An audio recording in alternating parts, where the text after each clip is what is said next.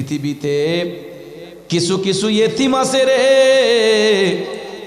এরা ঈদের দিনে চোখের জলে বুক বাসায় কান্দা কান্দা, ঠিক না বেঠিক? বাবাকে তোমরা জানিও কাবা, মদিনা জানিও মাকে, বাঁচিয়া যদি গো থাকে হো তোমরা করিও ভাই বন্ধু গো মাতা পিতার খেদমত, করিও নবীর উম্মত, করিও নবীর উম্মত। বন্ধুরে, এই সমাজের মধ্যে এতিম সন্তানগুলা বড় কষ্টে দিন কাটাই রে। কিছু কিছু এতিম আছে হাতে টাকা পয়সা আছে, ঘরে মা বাবা নাই। আবার কিছু কিছু এতিম আছে টাকা পয়সাও নাই, ঘরে মা বাবাও নাই। এমন কিছু এতিম আমার চোখে পড়ছে।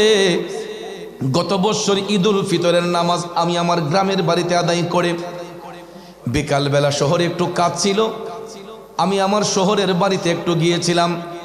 ড্রাইভার ছিল না, আমি নিজে গাড়ি ড্রাইভ করে যাচ্ছি। হঠাৎ করে এতিমখানার পাশ দিয়া যখন যাচ্ছি, আমি দেখতে পাইলাম এতিমখানার ভিতরে কয়েকটা বাচ্চা দৌড়াদৌড়ি করতেছে, খেলাধুলা করতেছে। আমার ভিতরে ডাউট হলো, ঈদের দিন তো মাদ্রাসা ছুটি থাকার কথা, ঈদের দিনে বাচ্চাগুলা মাদ্রাসার ভিতরে কি করে? আমি গাড়িটা ব্রেক দিলাম, মাদ্রাসার গেইটে গেলাম, একটা ছেলেকে ডাক দিলাম, এদিকে আসো। ছেলেটা আসলো, আইসা আমারে বলতেছে, হুজুর গেইটের চাবি তো আমার কাছে নাই, বড় হুজুরের কাছে।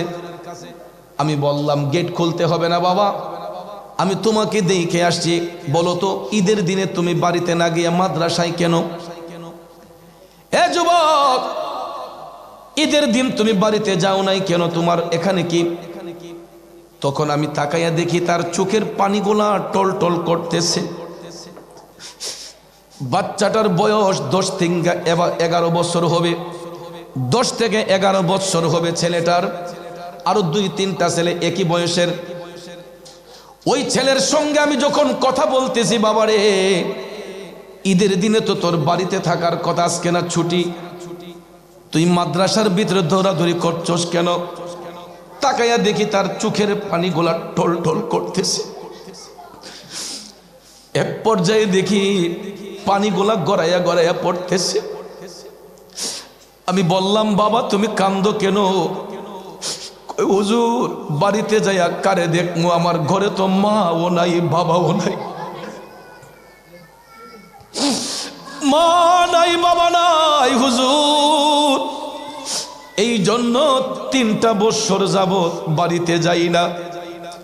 আমি বললাম, তোমার কি কাকা কাকি নাই?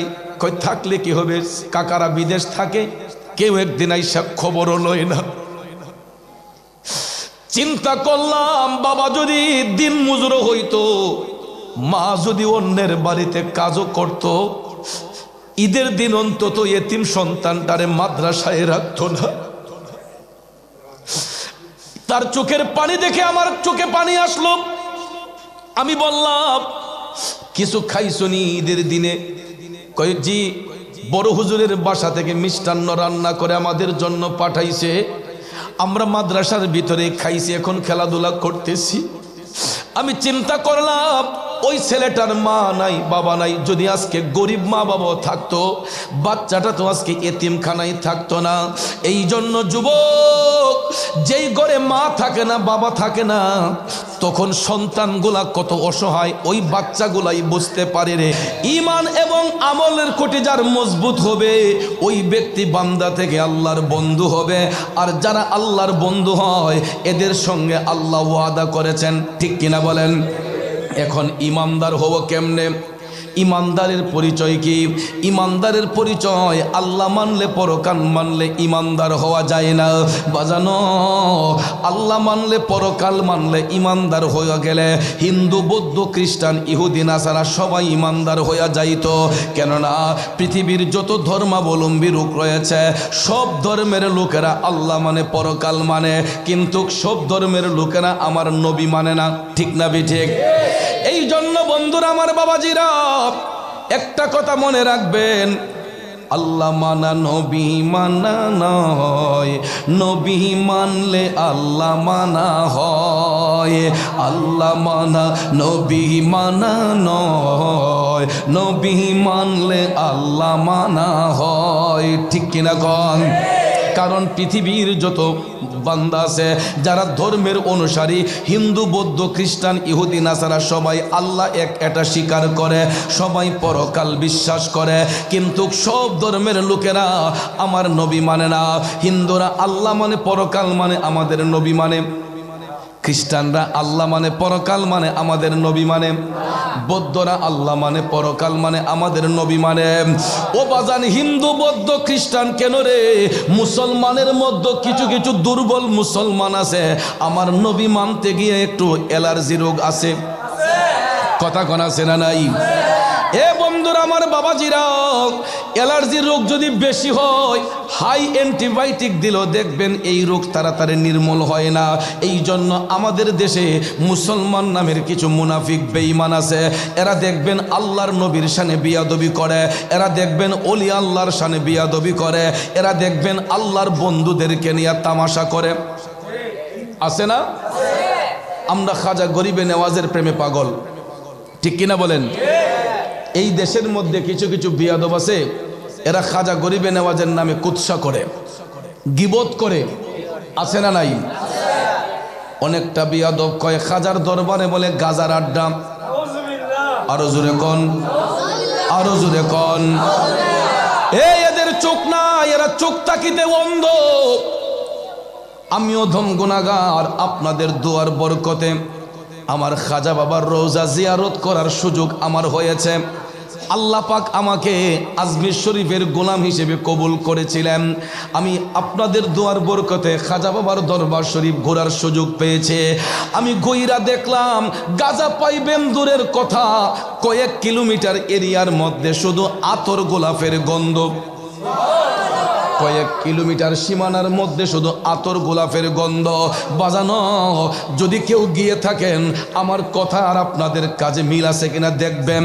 আজমির শরীফে খাজা বাবার রওজা শরীফের ভিতরে যদি একবার ঢোকা যায়, আমার খাজা বাবার গিলাফের মধ্যে, দেয়ালের মধ্যে চুমা দিলে, একবার জিয়ারত করে যখন বের হবেন, গায়ের মধ্যে যে একটা পারফিউম আসে, গায়ের মধ্যে যে একটা স্মেল আসে, আমি দেখেছি গায়ের কাপড়টা ধুইলে পরেও, গায়ের কাপড়টা ধুইলে পরেও আমি দেখছি কাপড়ের মধ্যে একটা সুন্দর স্মেল পাওয়া যায়, খুব সুন্দর একটা ঘ্রাণ পাওয়া যায়। ঠিক কিনা বলেন? কারণ ওলি আল্লাহর দরবার পবিত্র স্থান। ওলি আল্লাহর দরবারে কোনো নাপাকি নাই। আল্লাহর ওলিদের দরবার এটা জিয়ারতের স্থান, পবিত্র স্থান, যেখানে 24 আওয়ার্স আতর গোলাপ ছিটানো হয়। কথা কোন ঠিক কিনা?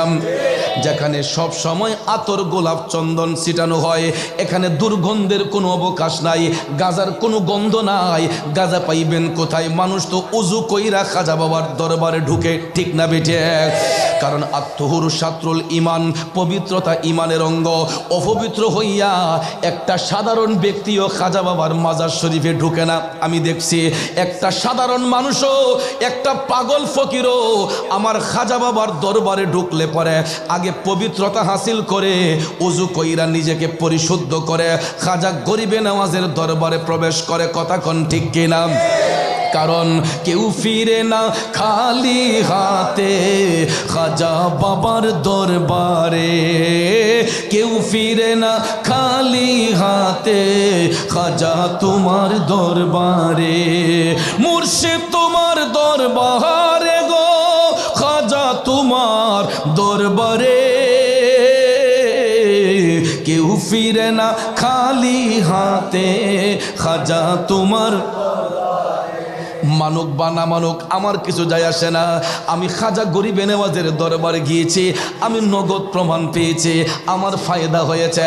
কারণ আমি কোনো দৈনিয়তে যাই নাই, আমি কোনো কুনিয়তে যাই নাই। আমার আত্মা শুদ্ধ করে সহি নিয়তে আমি গরিবে নেওয়াজের দরবারে যাওয়ার কারণে, আল্লাহর ওলি খাজাকে ওসিলা বানানোর কারণে আল্লাহ রাব্বুল আলামিন আমি অধম গুনাহগারের মনের কয়েকটা বাসনা ছিল তা আল্লাহ পূরণ কইরা দিছে। মানুক বানা মানুক আমার কিছু যায় আসে না। আল্লাহর ওলিদের দরবারে গেলে আমার আল্লাহ কাউরে খালি ফিরাইয়া দেয় না। যদি চাওয়ার মতো চাইতে জানে, যদি পাওয়ার মতো পাইতে জানে, তাইলে আল্লাহ রাব্বুল আলামিন কাউকে খালি ফিরাইয়া দেয় না। অনেকেই কয় এই কথাটা নাকি শিরিক বেদাত, কেউ ফিরে না খালি হাতে খাজা বাবার দরবারে। অনেক বাতিল ফেরকারা দেখবেন এই কথাটা নিয়ে ক্রিটিসাইজ করে। এ বন্ধুরা আমার, আহলে সুন্নাত ওয়াল জামাত তো এই কথা বলে না যে দেওয়ার মালিক খাজা। দেওয়ার মালিক খাজা নয়, দেওয়ার মালিক আল্লাহ। ওসিলা হচ্ছেন আল্লাহর ওলি খাজা। দেওয়ার মালিক গাউসুল আজম নয়, দেওয়ার মালিক আল্লাহ। ওসিলা হচ্ছেন আল্লাহর ওলি গাউসে পাক। কথা কোন ঠিক কিনা? দেবার মালিক শাহজালাল নয়, দেবার মালিক শাহ ফরান নয়, দেবার মালিক কোনো ওলি আল্লাহ নয়, দেবার মালিক আল্লাহ। ওসিলা হচ্ছেন আল্লাহর ওলিগণ। ঠিক কিনা কোন? এই জন্য আল্লাহর ওলিদেরকে ওসিলা বানাইবার জন্য আমার আল্লাহ নিজে শিক্ষা দিয়েছেন। এও বেঈমান রে নয়, দাজ্জাল রে নয়, কাজ্জাব রে নয়। আল্লাহ রাব্বুল আলামিন ইমামদারদেরকে ডেকে বলতেছেন, ইয়া আইয়ুহাল্লাযীনা আমানু, হে আমার ইমামদারের দলেরা। সুবহানাল্লাহ কোন? আল্লাহ জানতেন দাজ্জাল থাকবে, কাজ্জাব থাকবে, বেবিচারী থাকবে, ওলি বিদ্বেষী থাকবে। এই জন্য ওলিদের কাছে যাওয়ার জন্য আল্লাহ বেঈমানদেরকে শিক্ষা দেন নাই। আল্লাহ ইমামদারদেরকে বলেছেন, ইয়া আইয়ুহাল্লাযীনা আমানু, হে আমার ইমামদারের দলেরা, ইত্তাকুল্লাহ, যদি তোমরা আমি আল্লাহর ভয় অন্তরে সঞ্চার করতে চাও, আমি আল্লাহরে পাইতে চাও, ওয়াবতাগু ইলাইহিল ওয়াসিলা, তোমরা ওসিলা তালাশ করো। ভাই সাহেব রাখা দেন একটু গামিজন, গামলে শরীরটা আরাম লাগবো। ঠিক না ঠিক? কারণ জায়গা একটু শর্ট, এখন ইহানো যতই ক্যাপাসিটি দেখান কোনো কাজ হইতো না। ঠিক না ঠিক? মানুষের শরীরে যে একটা পাওয়ার আছে, এটা গরমের একটা ভাব আছে না। আমি তো কোট ফিনছিলাম ঠান্ডা লেগা, তো গাড়ির মাঝে বইলো একটু এসি ছাড়লে শরীরে ঠান্ডা হয়, কিন্তু এখন দেখতেছি অবস্থা খারাপ। কারণ যেই গরম, এটা কিন্তু আপনার ফ্যানের বাতাস এটা নির্মূল করতে না। কারণ মানুষের শরীরের মধ্যে তো জালালিয়ত আছে। এখানে যারা বসছে, এখানে কোনো ইয়েজিদি মুসলমান বইছে না, এখানে সব নবীর প্রেমিক বইছে। কথা কোন ঠিক কিনা? সকল নবীর প্রেমিকরা বসছে, খাসল খাস হুসাইনি প্রেমিকরা। তো হুসাইনি প্রেমিকদের শরীরটা তো এমনি একটু গরম থাকে। ঠিক কিনা বলেন? কারণ লোকে আমায় পাগল বলে আমার দুঃখ লাগে না, আমাকে পাগল করেছে আরবের ওই মদিনা, আমাকে পাগল করেছে আরবের ওই মদিনা। ঠিক কিনা বলেন? লোকের মন্দ পুষ্প চন্দন। এই জন্য আল্লাহর ওলিগণ নবীর গোলামি করতে গিয়া দুনিয়ার কাউকে পরোয়া করেন নাই। আমরা নবীর গোলামি চাই কি চাই না? বন্ধুরা আমার, বাবাজিরা, যে আলোচনার মধ্যে ছিলাম, খাজা গরিবে নেওয়াজের দরবার শরীফে একবার যদি কেউ প্রেম নিয়ে ঢুকে, তার শরীরের মধ্যে অন্যরকম একটা স্মেল আসে, অন্যরকম একটা সুঘ্রাণ আসে। কথা কোন ঠিক কিনা? খন্নাসের দলেরা কয় খাজার দরবারে গাজার আড্ডা। তো আমার আল্লাহ ওলিদের কাছে যাওয়ার জন্য ইমামদারদেরকে বলেছেন, ইয়া আইয়ুহাল্লাযীনা আমানু, হে আমার ইমামদারের দলেরা। যদি ইমামদারদেরকে না বলা হইতো, আল্লাহ আমানু শব্দ ব্যবহার না করে বলতে পারতেন ইয়া আইয়ুহান নাস। কথা কোন ঠিক না ঠিক? হে মানব জাতি, হে মানব জাতি যদি বলতেন তাহলে সবাইকে ডাকা হতো। কিন্তু আল্লাহ রাব্বুল আলামিন সবাইকে ডাকে নাই। কারণ কিছু কিছু খন্নাস আছে, বিয়াদব আছে, এরা ওলিদের শানে বিয়াদবি করবে।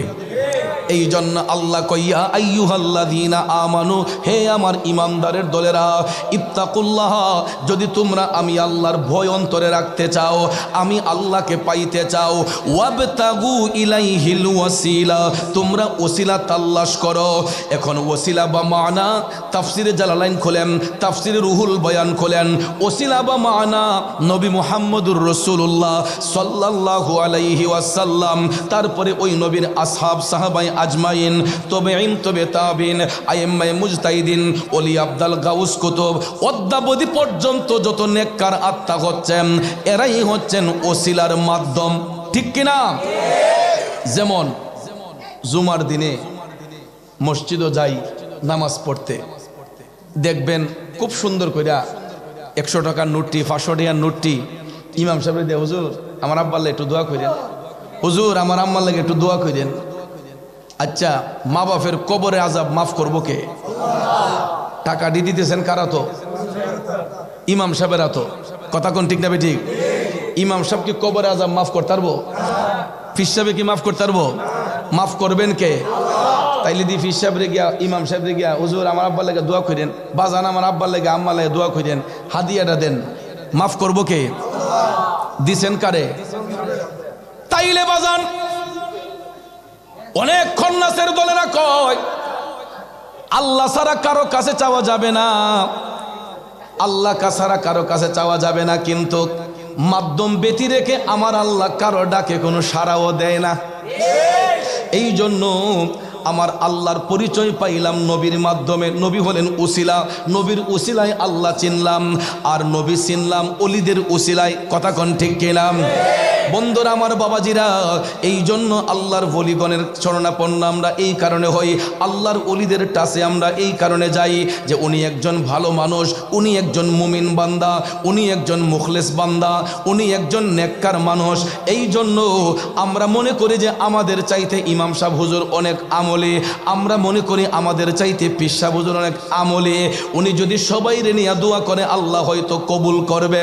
এই জন্য হুজুর রে ওসিলা বানায়, হুজুর আমার আব্বার জন্য, আমার আম্মার জন্য একটু দোয়া করবেন। বলি কি বলি না? কারণ হুজুর পীর মুর্শিদ ওনারা হচ্ছেন ওসিলা মাত্র, কবুল করবেন কে? পীর মুর্শিদ হচ্ছেন ওসিলা, কবুল করবেন আল্লাহ। কথা বলেন ঠিক না বেঠে? এই জন্য ভাইয়ার আমার, বন্ধুর আমার, কবি কয়, আশেক কয়, প্রেমিক কয়, আল্লাহকে করিতে খুশি নবীর প্রেমে হও দাসী, আল কোরআনে ঘোষণা দেই তাই গো মুমিন ভাই, নবী বিনে আপন কেহ নাই, নবী বিনে বান্ধব কেহ না, আই গো মুমিন ভাই, নবী বিনে বান্ধব কেহ। ওরে মা বাবা আত্মীয় স্বজন স্ত্রী পুত্র কন্যা গণ সবার চাইতে নবীজি আপন, নবীজিকে জানের চাইতে অধিক ভালো না বাসিলে হাদিসে কয় তাহারি মানাই গো মুমিন ভাই, নবী বিনে বান্ধব কেহ নাই। কথা বলেন ঠিক কিনা? এই জন্য আল্লাহর ওলিগণ সাহাবাগণ কন্টিনিউ আমার নবীর গোলামিতে মাশগুল থাকতেন। এই ধারাবাহিকতায় হিন্দের সুলতান আতাই রসুল সানজেরি আজমেরি খাজা মঈনুদ্দিন চিশতি, ওনার একটা লকব হলো, উপাধি হলো আতায়ে রাসূল। ঠিক না বেঠিক? আতায়ে রাসূল।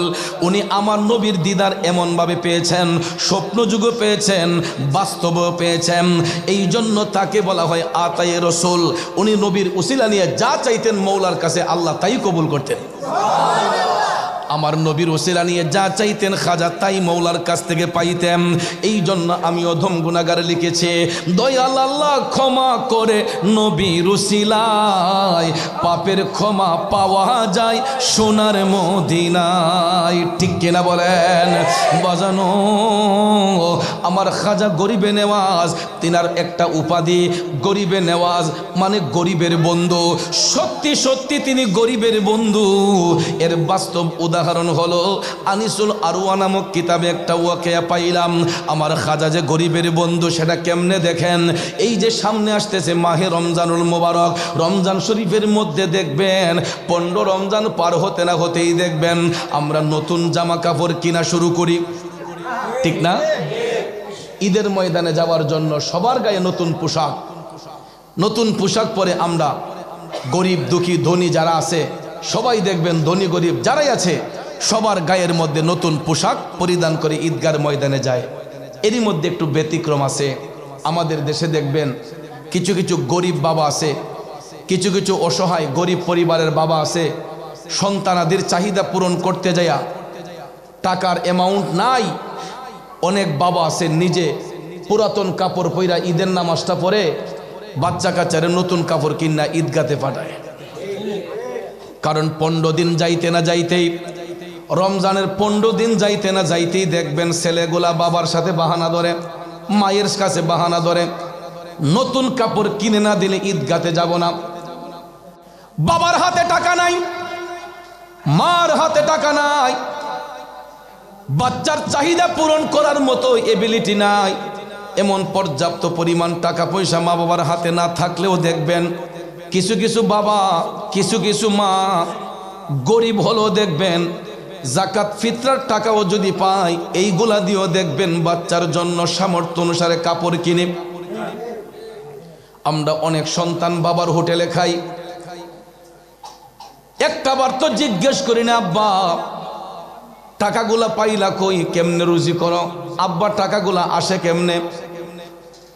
এ যুবক, বাবার ইনকাম কিভাবে আসে, কিভাবে বাবা ইনকাম করে, একটাবার যদি তোমার নিজের চোখে তুমি যাচাই করতাম, কোনোদিন কোনো ছেলে বাবার সাথে বিয়াদবি করতো না, মার সাথে বিয়াদবি করতো না, ঠিক কিনা কন? এই গ্যাপটা আমরা বুঝি না মা বাবা থাকতে। কিন্তু যখন মাথার উপর থেকে এই বাবা নামক বট গাছটা হারাইয়া যায়, তখন অনেক সন্তান বুঝে একটা পরিবারে বাবার শূন্যতাটা কেমন। মা যদি হারাইয়া যায় সন্তানগুলা তখন বুঝে মায়ের শূন্যতাটা কেমন। কিন্তু ঘরের মধ্যে মা থাকতে বাবা থাকতে অনেক সন্তানরা মা বাবার ইজ্জত বোঝে না, মা বাবার কদর বোঝে না। আছে না নাই? ওরে মা বিনে বান্ধব নাই রে, মা বিনে বান্ধব নাই রে, এই যে সোনার দুনিয়ায়, ভেবে দেখো কি করছো এই মায়ের লাগিয়া, ভেবে দেখো কি করছো এই মায়ের। বন্ধুরে, একটা গরিব পরিবারের মা বাবা যদি থাকে দেখবেন জাকাত ফিতরার টাকাও যদি খায়, ওই টাকা দিয়া দেখবেন ঈদের দিন তার বাচ্চার জন্য সেমাই রান্না করে, বাচ্চার জন্য দেখবেন ঈদের পিঠা বানাইয়া রেডি রাখে। সন্তান আমরা ঈদের নামাজটা শেষ কইরাই মায়ের তারিফ করে, আমার মার হাতের রান্না করা সেমাই অনেক মজা। অন্যের কাছে ভালো না লাগলেও যেই মার পেট থেকে সন্তান বের হয় ঈদের দিন দেখবেন আর কিছু না হোক মার হাতের সেমাইটা খাইয়া তারিফ করে, আম্মা গো তোমার হাতের রান্না করা সেমাইটা খুব মজা, আম্মা তোমার হাতের নুডলস খুব মজা। কত সন্তান কয় আম্মা কত নুডলস খাইলাম জীবনে, কত সেমাই খাইলাম, তোমার হাতের মতো এত মজার রান্না কোথাও পাই না। এরকম প্রত্যেকটা পরিবারের সন্তান মা বাবা যদি গরিব হয় দেখবেন ঈদের দিনে অন্তত সন্তানগুলা মার হাতের মিষ্টান্ন খায়, মার হাতের সেমাই খায়। কিন্তু আমি চিন্তা করলাম ওই ছেলেটার মা নাই বাবা নাই, যদি আজকে গরিব মা বাবা থাকতো বাচ্চাটা তো আজকে এতিমখানায় থাকতো না। এই জন্য যুবক, যেই ঘরে মা থাকে না বাবা থাকে না তখন সন্তানগুলা কত অসহায় ওই বাচ্চাগুলাই বুঝতে পারে রে। আমার খাজা গরিবে নওয়াজ মঈনুদ্দিন চিশতি ঈদের দিনে নতুন জামা বানাইলেন, ঈদের নামাজ পড়বেন। হঠাৎ করে খাজা বাবা ঈদুল ফিতরের দিনে নতুন জামা গায়ে দিয়া ঈদগার ময়দানে যখন যাচ্ছেন, হঠাৎ করে দেখা যায় রাস্তার পাড়ে একটা কবরস্থান দেখা যায়, ওই কবরের পাড়ে দাঁড়ায় একটা এতিম ছেলে কান্নাকাটি করতেছে,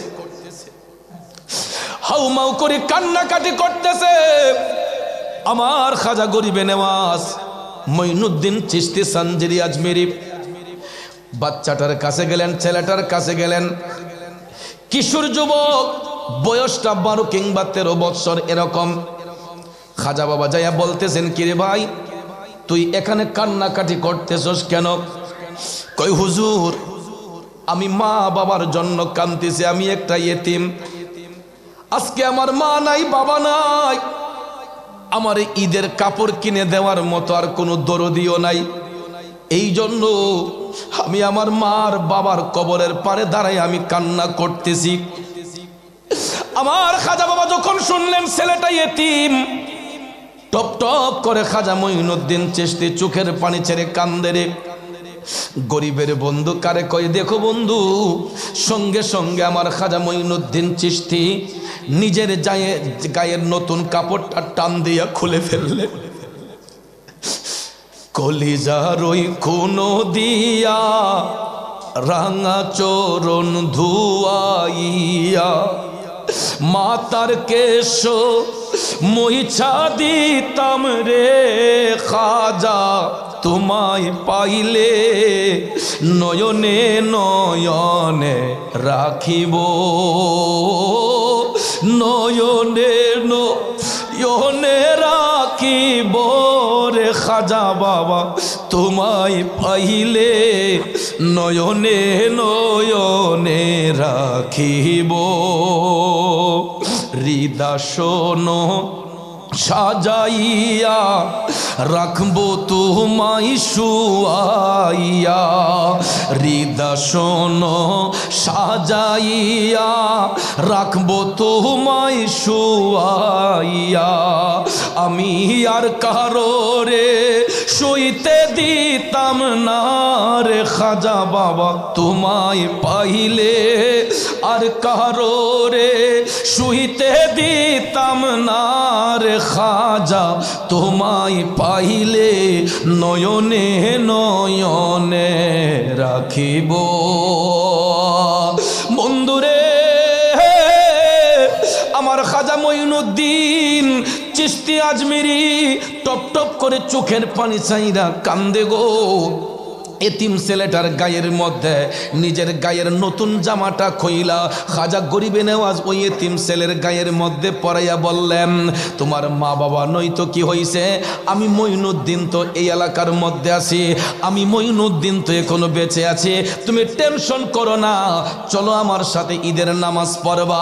তখন ওই এতিম ছেলেটারে নতুন জামা কাপড় পরাইয়া আমার খাজা গরিবে নেওয়াজ পুরাতন জামাটা গায়ে দিলেন।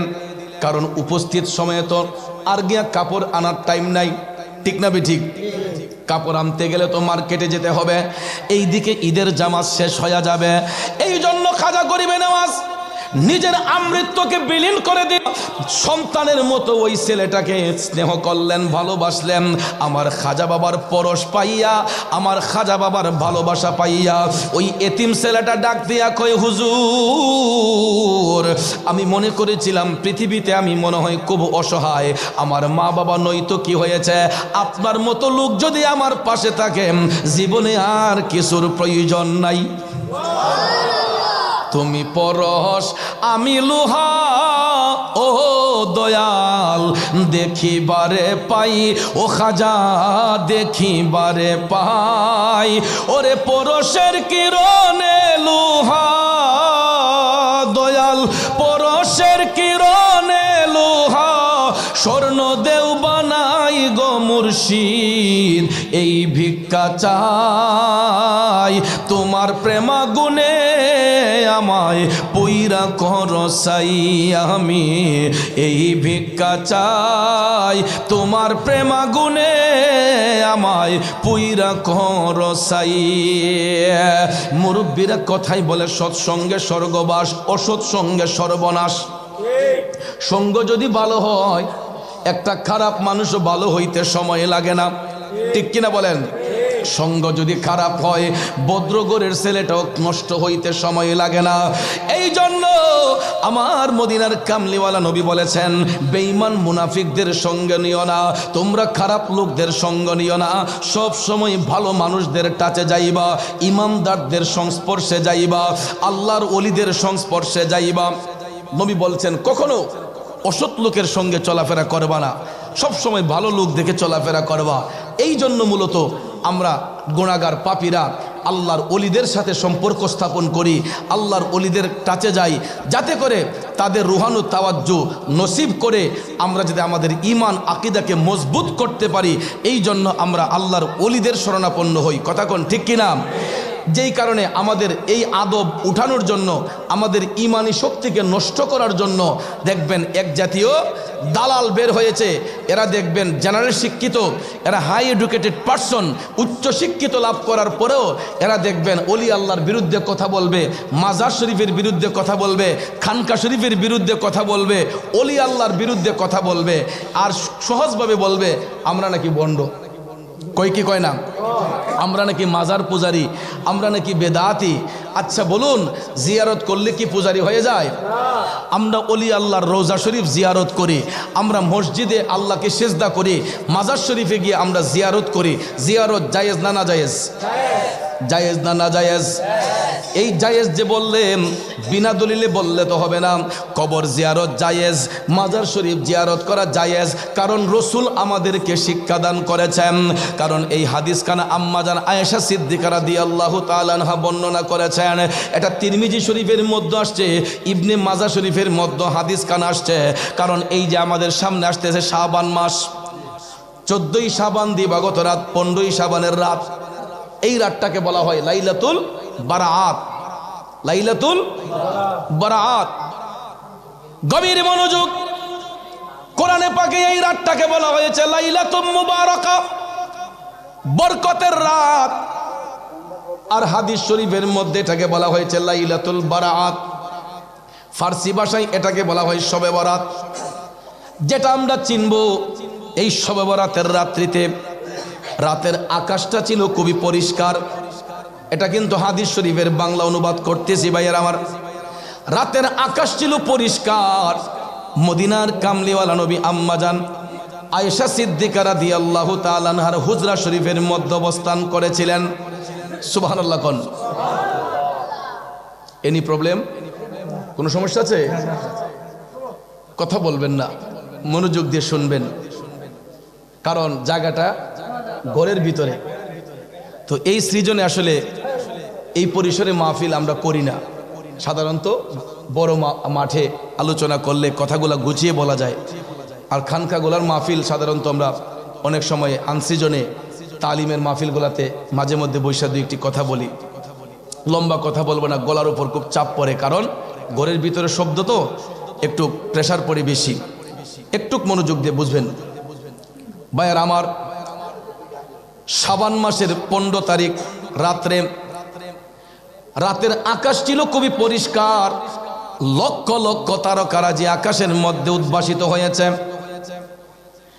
আকাশের সেই সুন্দর সুন্দর তারা দেখে জ্যোৎস্না রাতে চাঁদের আলো যেন দিনের আলোটারে হার মানিয়েছে। এত সুন্দর চাঁদনি যেন দিনের আলোকে হার মানিয়েছে। আম্মাজান আয়েশা সিদ্দিকা রাদিয়াল্লাহু তাআলা আনহা একবার হুজরা শরীফের ভিতরে, একবার বাহিরে যান, একবার ভিতরে, একবার বাহিরে যান। কারণ ওনার কাছে দেখতে খুব পছন্দ যে রাতের আকাশটা সুন্দর, তারকারা যেগুলা মিটমিট করে জ্বলতেছে, এর মধ্যে চাঁদের আলো দিনের আলোকে হার মানিয়েছে। আম্মাজান আয়েশা সিদ্দিকা রাদিয়াল্লাহু তাআলা আনহা ভাবলেন যে এত সুন্দর রাতে দয়াল নবী আমার হুজরা শরীফে, তিনি খুব গর্ববোধ করতেছেন নবীজিকে হুজরা শরীফে পাইয়া। হঠাৎ করে দেখা যায় রাত যখন আস্তে আস্তে গভীর হলো, রাত যখন গভীর হলো, আমার মদিনার কামলিওয়ালা নবী হুজরা শরীফের দরজা খুলে একটু বের হলেন। অনেকক্ষণ হয়ে গেল, দয়াল নবী হুজরা শরীফের ভিতরে আসছেন না। আম্মাজান আয়েশা সিদ্দিকা রাদিয়াল্লাহু তাআলা আনহা ধারণা করলেন যে এত সুন্দর একটা রাত, ভাবলাম রসুল মনে হয় হুজরা শরীফে আমাকে সময় দিবেন। তো রসুল হুজরা শরীফে নাই। আম্মাজান আয়েশা সিদ্দিকা রাদিয়াল্লাহু তাআলা আনহা ভাবলেন যে রসুল মনে হয় অন্য কোনো বিবির ঘরে আরামে গেছেন। সুবহানাল্লাহ কোন? আমার দয়াল নবীজির 11 জন বিবি ছিলেন, যাদেরকে বলা হয় উম্মাহাতুল মুমিনিন। এরা মুমিনদের মা, মুমিনদের। কারণ আমার রসুল বেনজির বেমেসাল, নবীজির সাথে সৃষ্টির কোনো বস্তুর তুলনা হয়।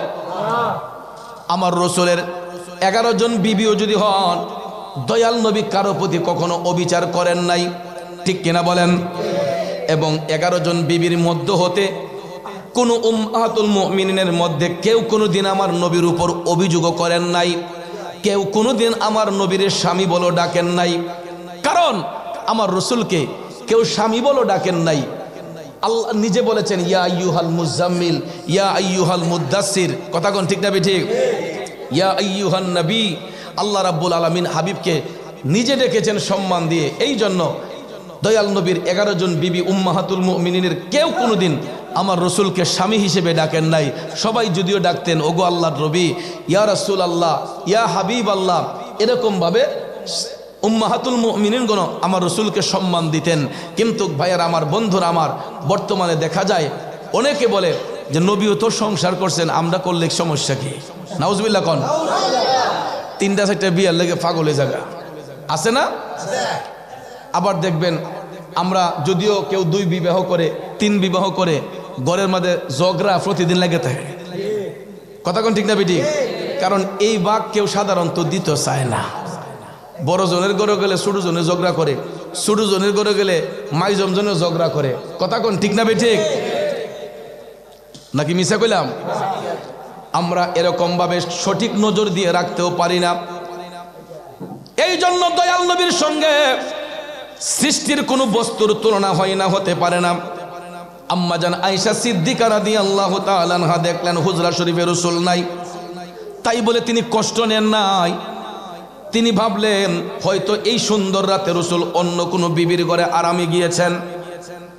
অনেকক্ষণ পরে রাসূল যখন আসেন না, আম্মা জান আয়েশা সিদ্দিকা রাদিয়াল্লাহু তাআলা আনহা ভাবলেন দেখি তো এত সুন্দর রাতে দয়াল নবী কারে কবুল করেছেন? আমার নবী এত সুন্দর রাতে কোন বিবির ঘরে আরাম করলেন? তন্ন তন্ন করে তিনি খুঁজতেছেন, তন্ন তন্ন করে খুঁজতেছেন, কোন বিবির ঘরে রাসূল নাই, কারো ঘরে আমার রাসূল যান নাই। হঠাৎ করে আম্মা জান আয়েশা সিদ্দিকা রাদিয়াল্লাহু তাআলা আনহা হুজরা শরীফের দরজাতে দাঁড়াইয়া তিনি দেখতেছেন জান্নাতুল বাকিয়ার মধ্যে, জান্নাতুল বাকিয়ার মধ্যে আমার রাসূল কবর জিয়ারত করে চোখের পানি ছেড়ে কান্না করতেছেন। রাতের আকাশটা এত পরিষ্কার, রাতের আকাশটা এত পরিষ্কার। আম্মা জান আয়েশা সিদ্দিকা হুজরা শরীফের দরজা থেকে তিনি লক্ষ্য করলেন নবীজির চোখের পানি মুবারক টপ টপ করে ঝরতেছে। তখন আম্মা জান আয়েশা সিদ্দিকা রাদিয়াল্লাহু তাআলা আনহা নিজের কাছে নিজে লজ্জিত হয়ে গেলেন। আহারে, আমি ভাবলাম কি হইল কি?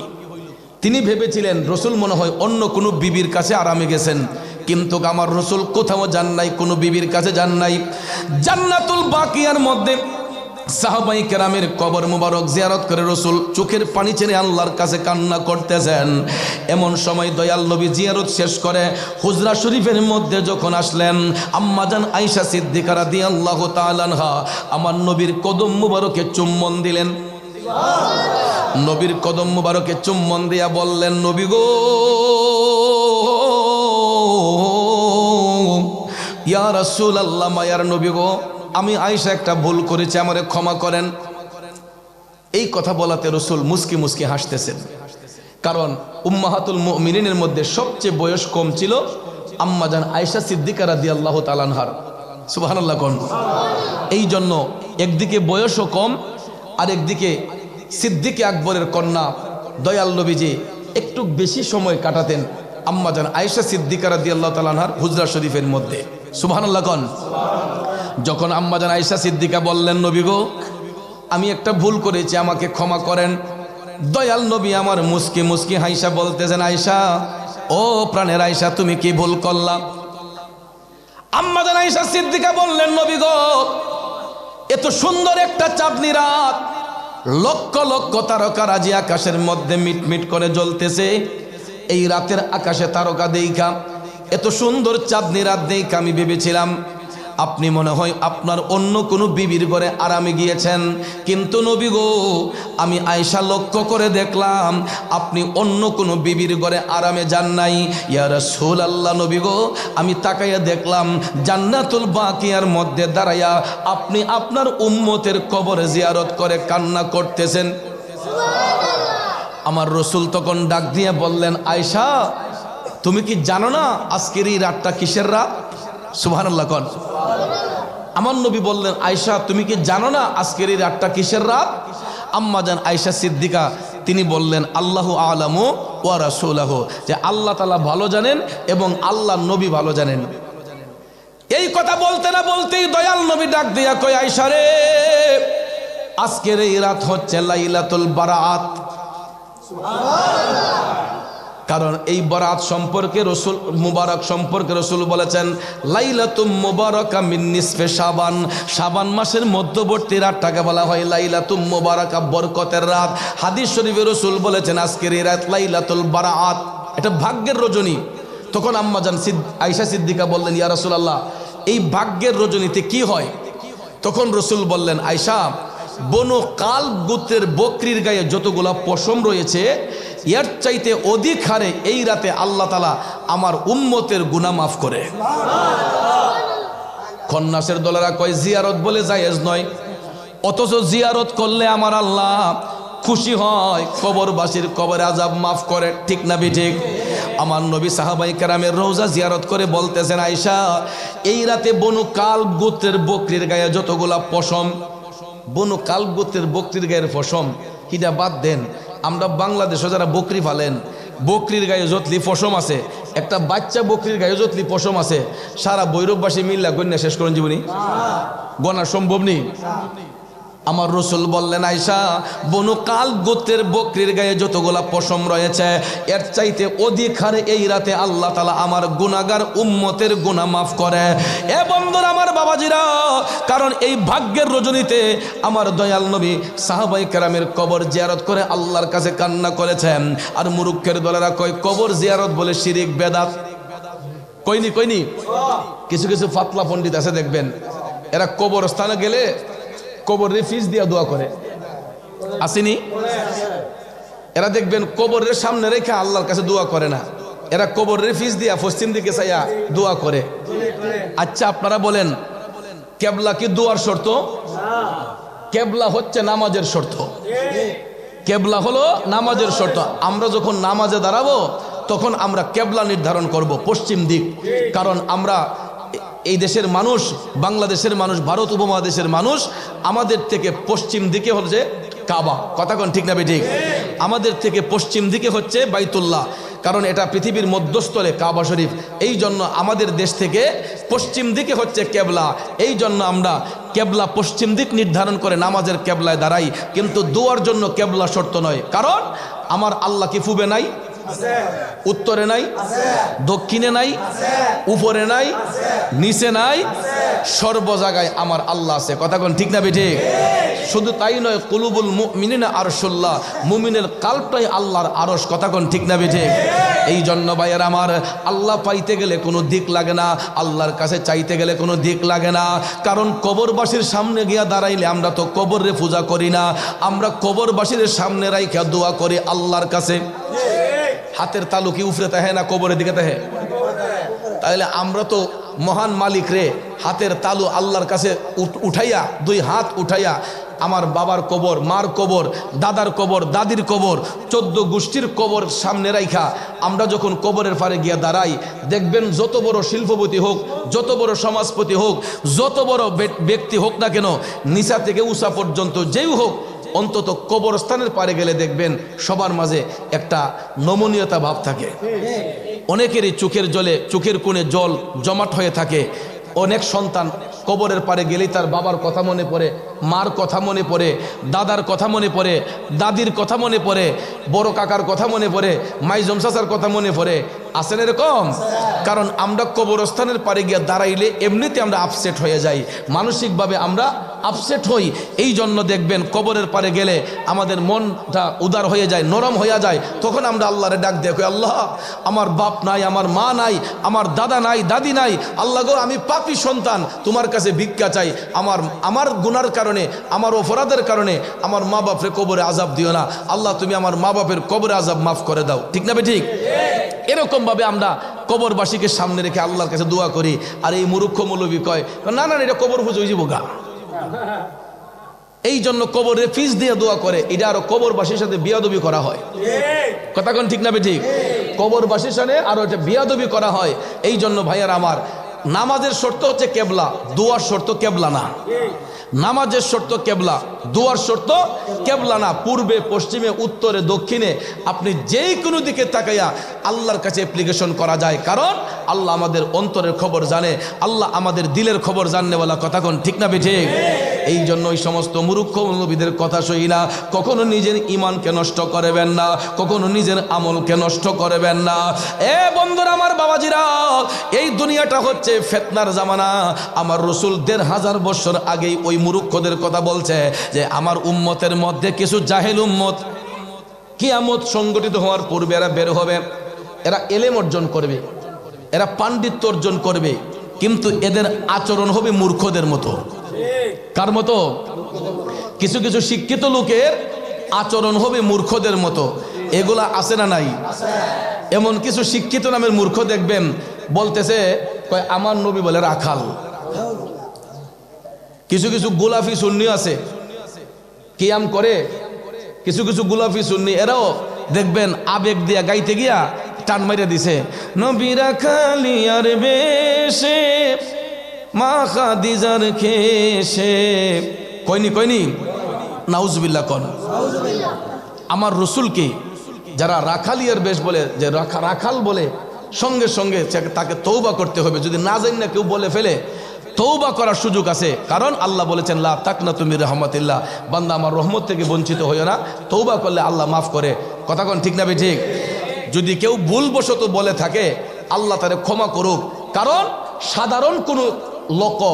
সাধারণ কোনো লকব আমার নবীর নামের আগে ব্যবহৃত হবে না। যেমন অনেকক্ষণ আছে রসুলরে কই বিশ্ব নবী, কইনি?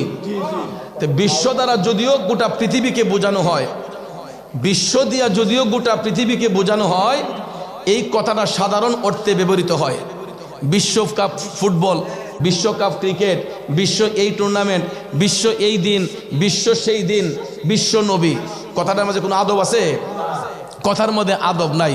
এই জন্য দেখবেন কিছু কিছু মূর্খ মৌলবী আছে, কথায় কথায় বলে বিশ্বনবী এই করছে, বিশ্বনবী সেই করছে, বিশ্বনবীর জীবনে এটা, বিশ্বনবীর জীবনে এটা, কথায় কথায় বিশ্বনবী। এগুলো বেয়াদব, কারণ সাধারণ কোনো লকব আমার নবীর নামের আগে ব্যবহার হবে যেই কথাটা আমাদের নামের আগে ব্যবহার হয়। যেমন জনাব, অনেকক্ষণ আছে জনাবে মোহাম্মদ, নাউজুবিল্লাহ কোন। যেমন আমার নামের আগে জনাব, আপনার নামের আগে জনাব, উনার নামের আগে জনাব।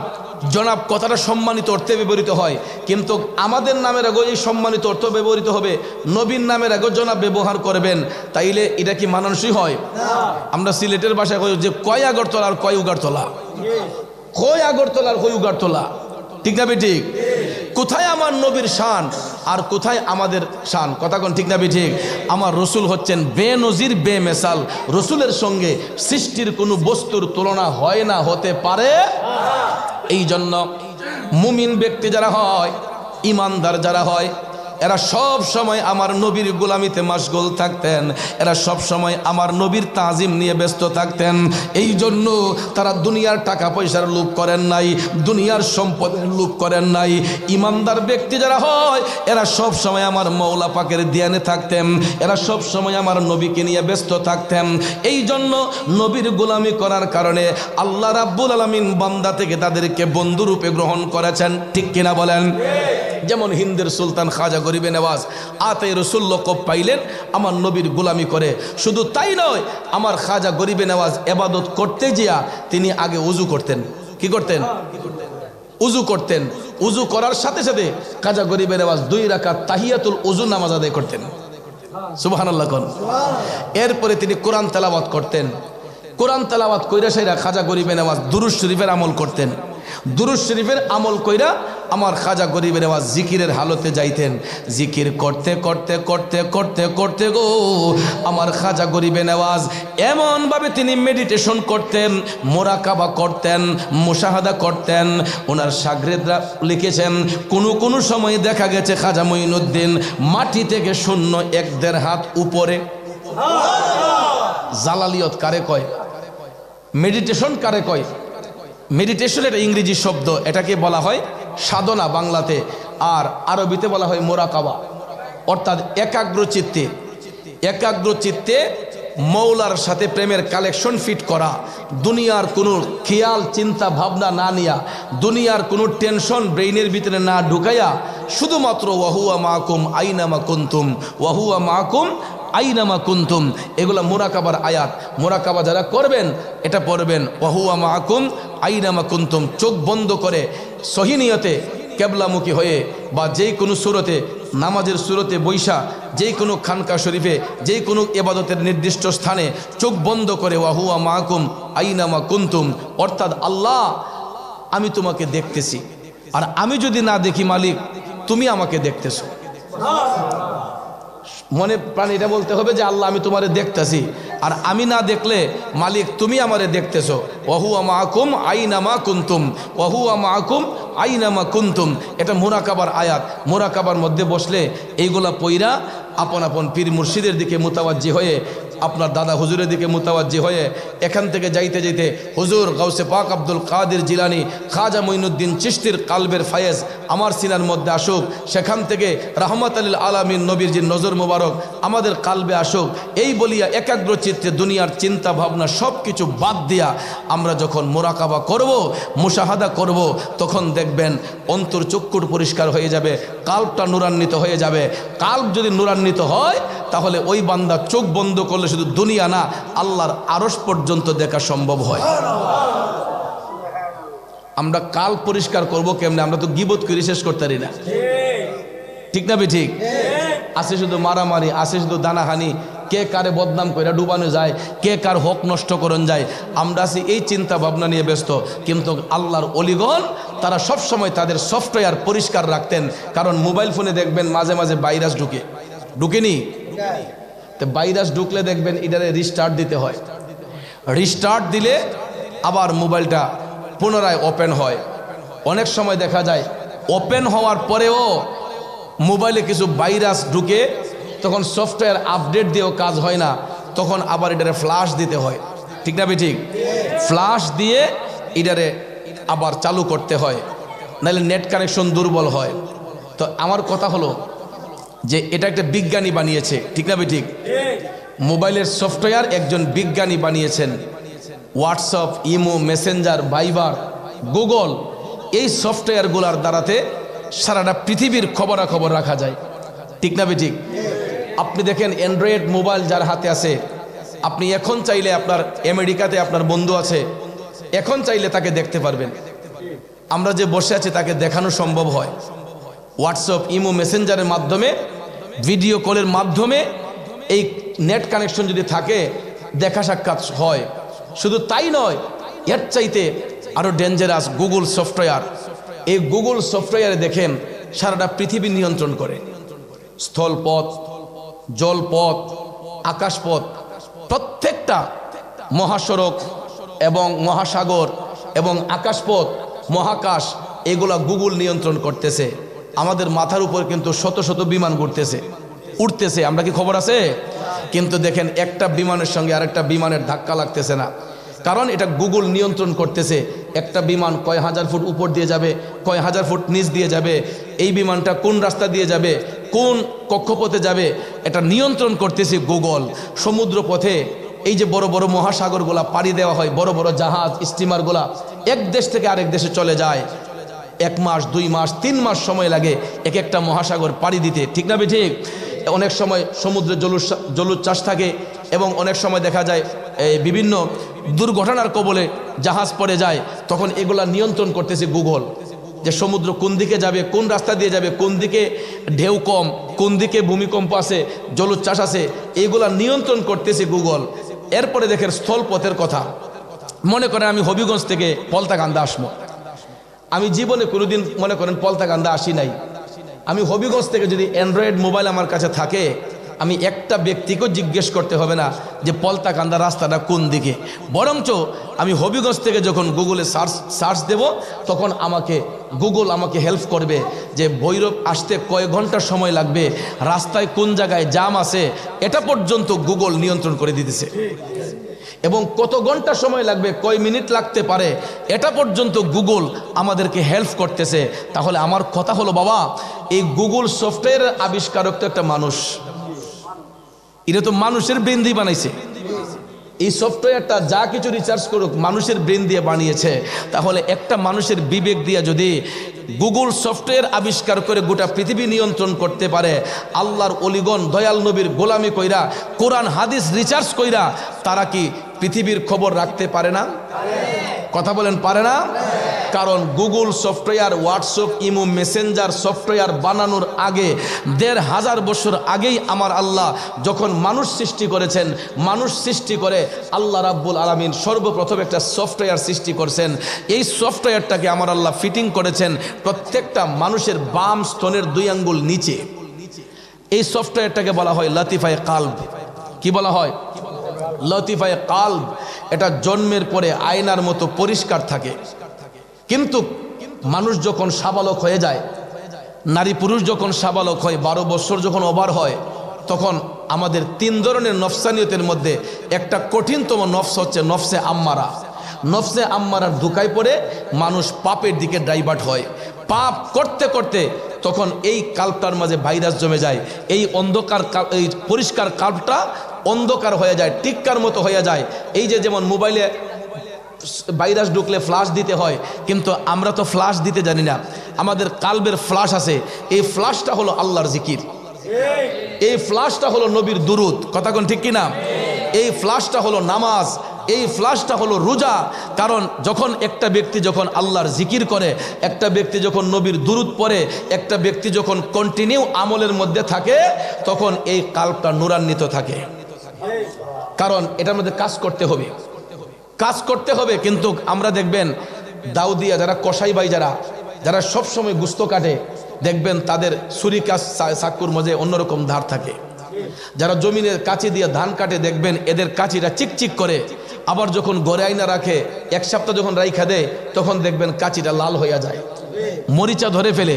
ঠিক তদ্রুপ ভাইয়ের আমার, আমরা যদি জিকির বন্ধ করে ফেলি, আল্লাহর স্মরণ অন্তরে বাদ দিয়া দেই, তাহলে আমাদের এই পরিষ্কার কাল্পটা, আয়নার মতো পরিষ্কার কাল্পটা গুনার কারণে, পাপের কারণে এটা টিক্কার মতো কালো হইয়া যায়। আর কাল্প যখন অন্ধকার হইয়া যায়, তখন মানুষের দিল পাষাণ হইয়া যায়।